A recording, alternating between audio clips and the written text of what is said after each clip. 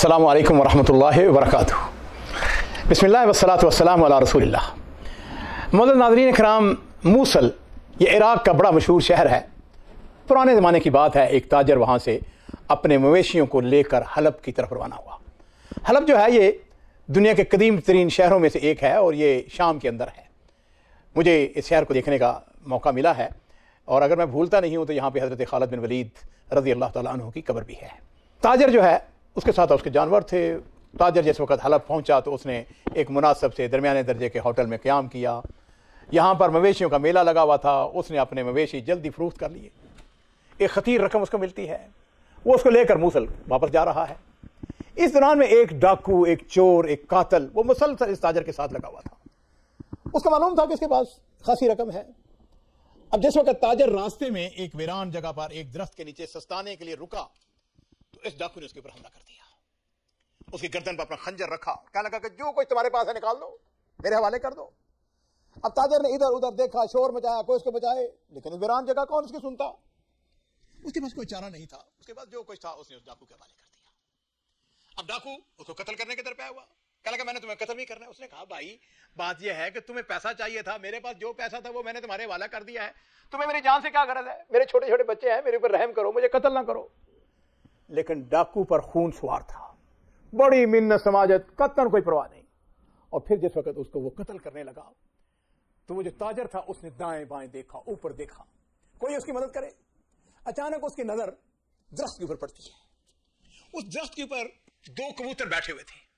उसकी जान तो निकल रही थी। डाकू खंजर से उस पर पैर दर पैर हमले कर रहा था। उस ताजर ने उन कबूतरों को मुखातब होकर कहा, अय्यतुहल हमामतान अशहदा, ऐ कबूतरों तुम गवाह रहना।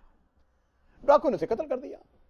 और उसके साथ ही उस ताजर के आखिरी अल्फाज बड़े ही मज़ाही अंदाज में दोहराने लगा, अय्यतुल हमामतान अशहदा, अय्यतुल हमामतान अशहदा, कबूतरों गवाह रहना, कबूतरों गवाह रहना। डाकू ने अपने रास्ता लिया। रास्ते में भी इन अल्फाज को दोहराता रहा, गोया वो उसके लिए एक लतीफा बन गया। उधर अजीजों, उस ताजर के अहलोयाल उसकी आमद के मुंतज़िर थे। दिन गुजरते गए, कोई खबर नहीं मिली। उसका बड़ा बेटा अपने वालिद की तलाश में हलब में गया। हलब के लोगों ने उसको बताया कि वो फलां जगह रुका था, फलां तारीख को आया था, उसने मवेशी फरोख्त किए, इतनी उसका रकम वसूल हुई। और फिर उन्होंने बताया कि चंद दिनों के बाद हलब से कुछ फासले पर वीराने में किसी नामालूम शख्स ने उसे खंजर के वार से कत्ल कर दिया और सारी रकम छीन कर भाग गया। हमने तुम्हारे वालिद को फलां कब्रिस्तान में दफन कर दिया। वो जो ताजर था उसका बेटा हाकिम के पास गया, दुहाई दी, काजी के पास गया, दो वालिद के दोस्तों से मिलता, लेकिन कातिल का कोई पता नहीं चला। सारी कोशिशें हुई लेकिन वो मौके को कोई गवाह नहीं था और कातिल ने कोई निशान नहीं छोड़ा था। मायूस होकर वापस वो मूसल में आ गया। लायकीन जो है वो सबर करके बैठ गए। मुकदमे के फाइलों को बंद कर दिया गया। वक्त गुजरते देर नहीं लगती। कितने साल बीत गए, न जाने कितने हाकिम, कितने वाली तब्दील हुए, कितने नए काजी आए, रुखसत हो गए। और ताजर का जो लायकीन जो दोस्त थे वो भी बतदरीज इस वाक़े को भूलते चले गए। औलाद भी सबर करके बैठ गई। लेकिन नाज़रीन इकराम, एक शख्स ऐसा था जो इस वाक़े को कभी नहीं भूला और ये वो शख्स था जिसने इस ताजर को कत्ल किया था। जब भी वो कभी कबूतरों के जोड़े को देखता उसे मकतूल के अल्फाज याद आ जाते, ऐ कबूतरों गवाह रहना, ऐ कबूतरों गवाह रहना। और फिर नाज़रीन इकराम, एक दिन एक अनहोना काम हो गया। इस कातिल के किसी करीबी रिश्तेदार के यहां तकरीब थी। ये बड़ा अमीर आदमी था। खाने में बहुत ज्यादा लोग, शहर के हाकिम, हाँ जी, बड़े बड़े आला हुकाम शामिल थे, बड़े ताजर, आम लोग। खाना चुना जाता है, अनवा अक़साम के खाने पड़े हुए हैं। अब जो कातिल है वो भी खाने के लिए बैठा हुआ है। उसने एक बड़े तबक से ढक्कन उठाया, उसके सामने दो बड़े कबूतर भुने हुए पड़े हुए थे। कातिल ने एक लंबी सांस ली। उसकी आंखों के सामने दरख्त और उसके ऊपर बैठे हुए कबूतर और एक मजलूम मकतूल की लाश घूम जाती है। उसके कानों में मकतूल के अल्फाज गूंज रहे थे, ऐ कबूतरों गवाह रहना, ऐ कबूतरों गवाह रहना। और फिर नाज़रीन इकराम, उसने गैर अरादी तौर पर एक जोरदार कहका लगाया। लोगों ने बेख्तियार उसकी तरफ देखा, इसमें क्या हुआ है। और फिर उसने, कातिल ने कबूतरों की तरफ इशारा किया और कहका लगाया और फिर एक ताकत ने उसकी जबान खलवा दी। वो दावत का भूल कर लोगों को कत्ल का वाक़या सुनाने लगा। उसका एक एक जुज़ मुकम्मल तफसील से सुनाया। लोग मबहूत होकर उसकी दास्तान सुन रहे थे। जैसे ही उसने अपने इस राज को फाश किया, उसे एहसास हुआ कि मैंने ये क्या गलती कर दी है। बरसों से जिस वाक़े को लोग भूल चुके थे, मुकदमे की फाइलें तक दाखिले दफ्तर हो गई थी, उसने खुद उसका चर्चा कर दिया। एक नाज़रीन किराम, तीर कमान से निकल चुका था। चंद घंटों के अंदर पूरे हलब में ये वाकया हर शख्स की जुबान पर था। हलब के हाकिम को भी इतला मिल गई, उसने फौरन इस शख्स को गिरफ्तार करने का हुक्म दिया। पुलिस के सरबराह ने बाकायदा मुकदमा दर्ज करवाया।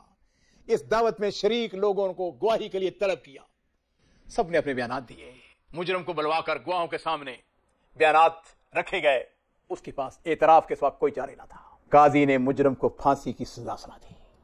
हलब के काजी ने कहा लकद शहिदना, हलब के काजी ने कहा, हलब के हाकिम ने कहा, पुलिस के चीफ ने कहा लकद शहिदना, लोगों ने भी कहा, हमने भी गवाही दी। और फिर अजीजों, उसकी फांसी का दिन आ जाता है। उसकी बीवी उससे मुलाकात करने के लिए आई और कहने लगी, खुदा के बंदे, जब इतने सालों से तुम्हारे इस जुर्म पर पर्दा पड़ा हुआ था तो फिर तुमने इस राज को फाश कर दिया? कहने लगा, असल में एक जबरदस्त साहिब इरादा कुव्वत ने मेरे इरादे को सलब कर दिया और मुझे बात कहने पर मजबूर कर दिया। नाज़रीन किराम, जिस दिन उसको फांसी दी जानी थी, उसकी फांसी के मंजर को देखने के लिए बेशुमार लोग जमा होते हैं। उसकी गर्दन में रस्सी डाली गई तो उसने कहा, असल में ये अल्फाज मेरी जबान से नहीं निकले थे, बल्कि वो कबूतरों की जबान से निकले थे जो दावत के रोज मेरे सामने तबक में पड़े हुए थे। जल्लाद ने लीवर दबाया, रस्सी खींची।